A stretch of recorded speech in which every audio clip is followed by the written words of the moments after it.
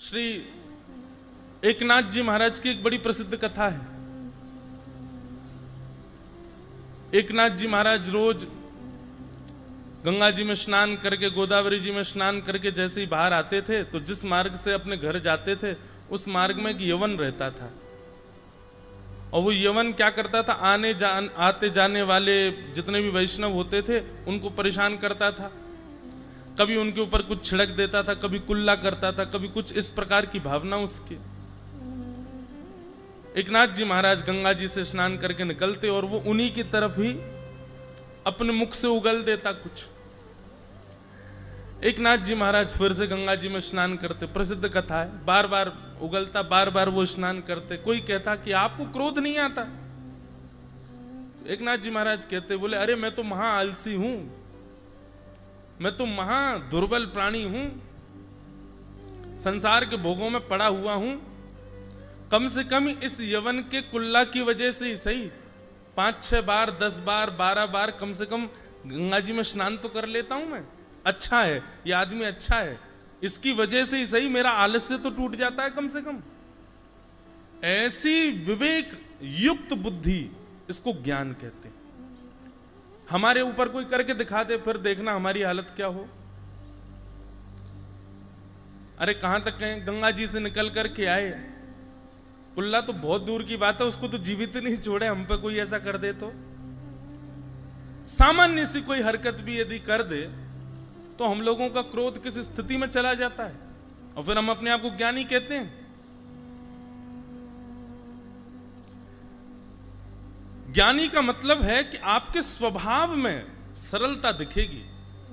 और एक दिन का प्रसंग आता है, श्री एकनाथ जी महाराज इस प्रकार से उसको बेचारे को कुछ कहते नहीं थे, बोलते थे ये तो अच्छा है, इसके कुल्ला करने से बार बार मैं गंगा जी में तो जाता हूं। एक बार वो यवन अपने किसी जरूरी काम से कहीं चला गया तो श्री एकनाथ जी महाराज गंगा जी से स्नान करके बाहर आए और उसकी प्रतीक्षा करने लगे। बोले आया नहीं आज,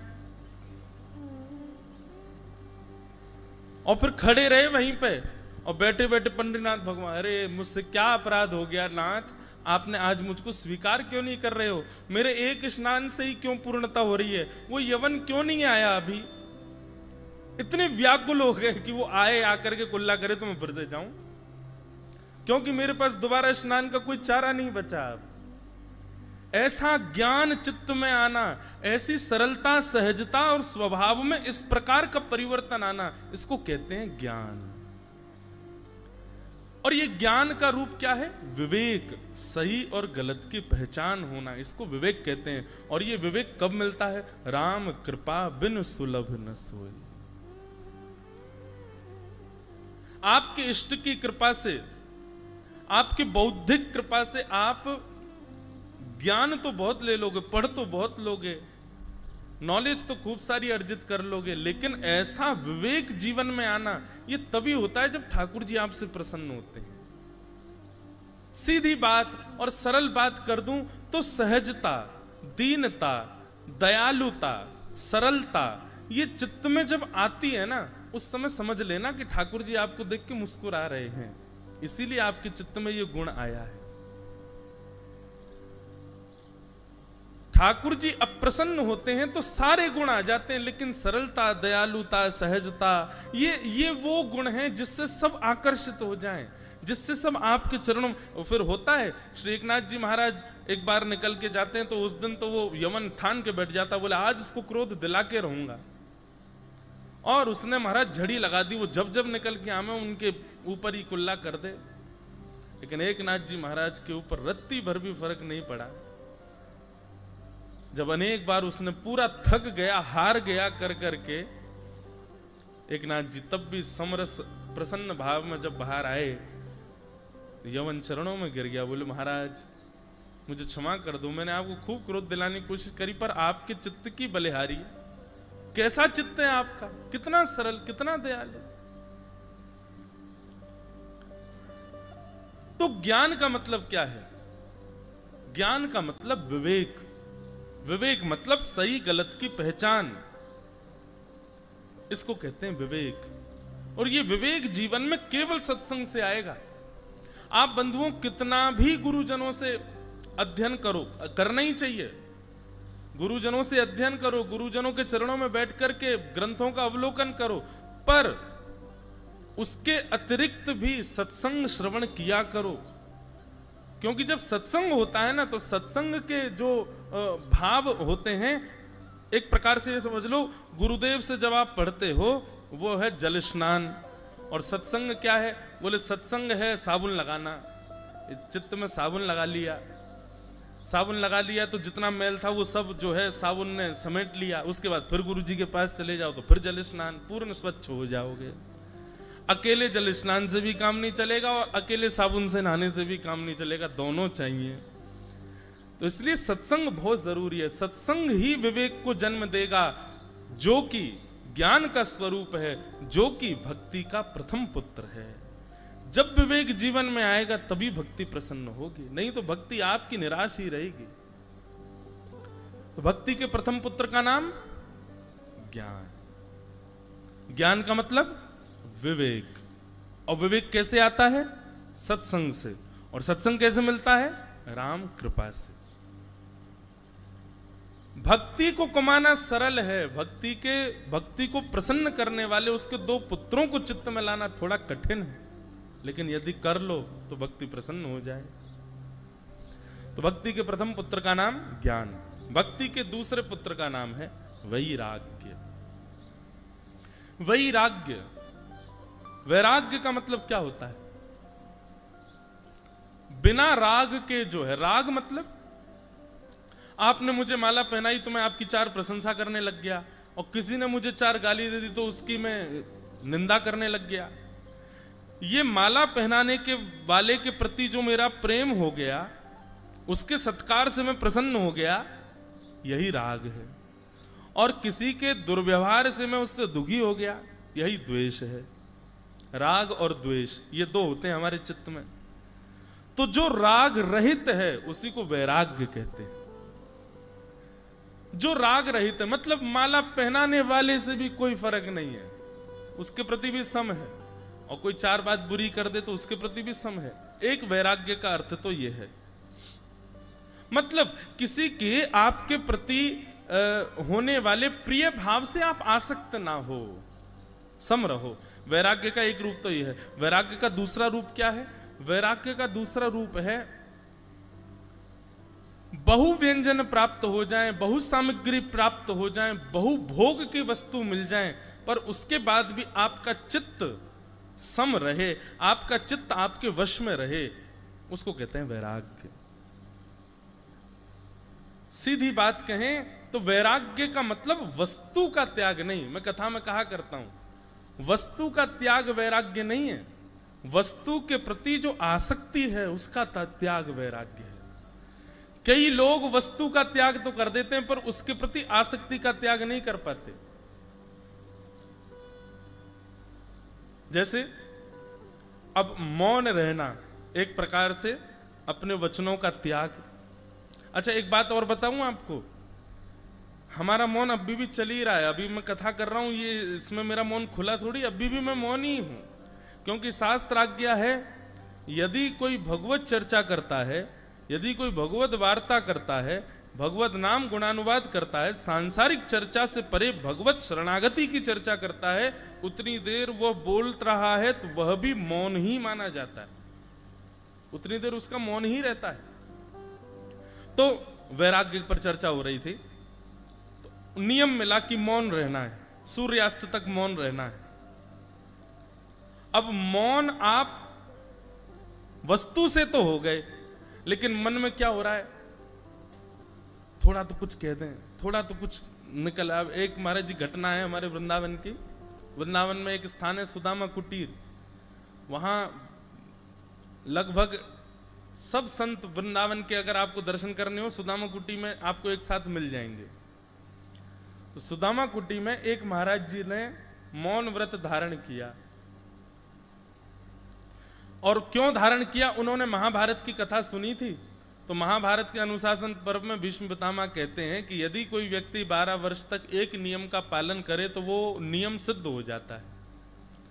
फिर उस नियम में इतनी सिद्धि आ जाती है कि वो व्यक्ति किसी से कुछ कह देगा तो वो हो ही जाएगा, चाहे वो कोई भी नियम हो, लेकिन होना सद नियम चाहिए। 12 वर्ष बेनागा पालन यदि कोई व्यक्ति कर ले एक नियम का, उसमें बड़ी ताकत आ जाती है महाराज। तो सुदामा कुटी में वृंदावन के एक महाराज जी ने नियम ले लिया कि हम मौन रहेंगे। अब महाराज जी, वृंदावन तो क्या है, आनंद की भूमि है, वहां तो सब आनंद करते हैं, ऊधम मचाते हैं। तो बाबा ने मौन का धारण किया नियम कि हम मौन रहेंगे, और उनके संग जो संत रहते थे बोले हम इनका तोड़वाएंगे, हम ऐसा कुछ करेंगे कि इनका मौन टूटे। वृंदावन तो ऐसा ही है भैया, वहां तो नियम तोड़वाए जामे, वहां नियम हो। यही नियम महाराज जी ने मेरा रख दिया होता स्पर्श का और मौन का, और कहीं में वृंदावन में होता अब तक 10 बार टूट गया होता। क्योंकि वृंदावन तो ऐसा ही है भैया, तो वहां तो नियम सब तोड़वा देते हैं, ब्रजवासी कोई नियम ना करने दे। तो बाबा ने मौन नियम धारण किया। आसपास के साधु महात्मा सब उनको कुछ ना कुछ ऐसा करते कि इनका मौन टूटे, लेकिन वो मौन बेचारे रखते चले गए। 2, 4, 5 साल तो महाराज जी निकल गए, बढ़िया, उन्होंने मौन खूब धर लिया। अब उनको अपने ऊपर ये हो गया। अच्छा, एक और बात, ऐसे कोई भी नियम धारण करो बंधुओं, उसका अहम कभी मत करना कि हमने ये कर लिया। जैसे ये तो एक अलग बात है, जैसे लोग एकादशी व्रत भी करते हैं तो उसका भी उनको अहंकार आ जाता है कि हम तो एकादशी व्रत करते हैं, हमसे कोई एकादशी नहीं छूटती। कभी नहीं। मैं फिर कह रहा हूं, जिसकी प्रेरणा या जिसकी कृपा से आपने ये नियम धारण किए ना, उसका बल आपसे करवा रहा है। जिस दिन आपने अहंकार किया उसी दिन वो बल शून्य हो जाएगा और फिर आपका नियम टूटेगा, निश्चित टूटेगा। इसलिए नियम में कभी अभिमान नहीं करना। तो महाराज जी को थोड़ा लगने लगा 4 साल हो गए, हमारा तो कोई मौन तोड़वा ही नहीं पाया, अब तो ये टूटेगा ही, अब तो ये हमारा स्वभाव बन गया मौन रहना। ठीक है। अब वो बाबा बेचारे सुदामा कुटी में भंडारा होते रहते हैं, भंडारे में गए, भंडारे में जाके बैठे, प्रसाद पा रहे, तो उनको गुलाब जामुन बहुत पसंद था।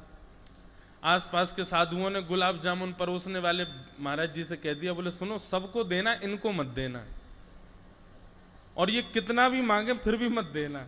बोल तो सकते नहीं है, इशारा करेंगे, तुम इनको देना नहीं। तो सबको गुलाब जामुन देते हुए जाएं, जैसे ही उन बाबा के पास जाएं तो बाबा कहें अच्छा बाबा नहीं चाहिए, ठीक है, आगे निकल गए। अब बाबा उसको देखे, बोले मैं मांग रहा हूं, ये दे नहीं रहा है, और वो परोसने वाला पीछे मुड़ के भी ना देखे कि कहीं नजर से नजर मिल गई तो पता चल जाएगा कि भाई ये तो जानबूझ के कर रहा है मेरे साथ। अब पंगत इतनी लंबी कि वो गुलाब जामुन वाला एक बार निकल के जावे तो 20 मिनट बाद आता था लौट के, इतनी लंबी पंगत। अब महाराज जी को ना पूड़ी सुहा रही है, ना सब्जी सुहा रही है, ना रायता सुहा रहा है, गुलाब जामुन वाले को देख रहे लौट के कब आएगा ये, और घूम घाम के फिर से लौट के जैसे गुलाब जामुन प्रसाद, गुलाब जामुन प्रसाद, गुलाब जामुन प्रसाद। जैसे ही आया बाबा के पास, गुलाब जामुन, अच्छा बाबा नहीं चाहिए, ठीक है, फिर आगे निकल गए। अब फिर 20 मिनट की प्रतीक्षा, फिर चले गए। बाबा ने अब के तो अपनी कस ली कमर, बोले अब क्या तू बताऊं मैं। अब की बार आया तो बाबा पहले ही आंख खोल करके बैठे थे। अच्छा 4 पूड़ी खा ली, अब जगह नहीं है पेट में, ठीक है बाबा। आगे जैसे निकले 3-4 बार उसने ऐसा किया, बाबा खड़े हो गए, बोले इधर दे रहा है, उधर दे रहा है, बीच में क्यों नहीं देता है, 1 घंटा से मांग रहा हूं। टूट गया। मतलब वैराग्य का मतलब वस्तु का त्याग नहीं, वस्तु के प्रति जो आपकी आसक्ति है उसका त्याग, वो वैराग्य, वो वैराग्य है। वस्तु तो कोई भी छोड़ देता है, वस्तु तो कोई भी त्याग कर सकता है, लेकिन वस्तु का त्याग करने पर उस वस्तु का कभी चिंतन चित नहीं पाते थे, उसके अतिरिक्त नहीं। हम लोग जिस क्षेत्र में बैठे हैं, ये श्री क्षेत्र, प्रसाद पाओ, क्या अद्भुत दत्त, ऐसे दत्त भगवान को हम प्रणाम। बंधुओं, दत्तात्रेय भगवान अच्छा, इनका प्रादुर्भाव तो आप सबको पता ही होगा कि कौन है श्री दत्तात्रेय जी। श्री दत्तात्रेय भगवान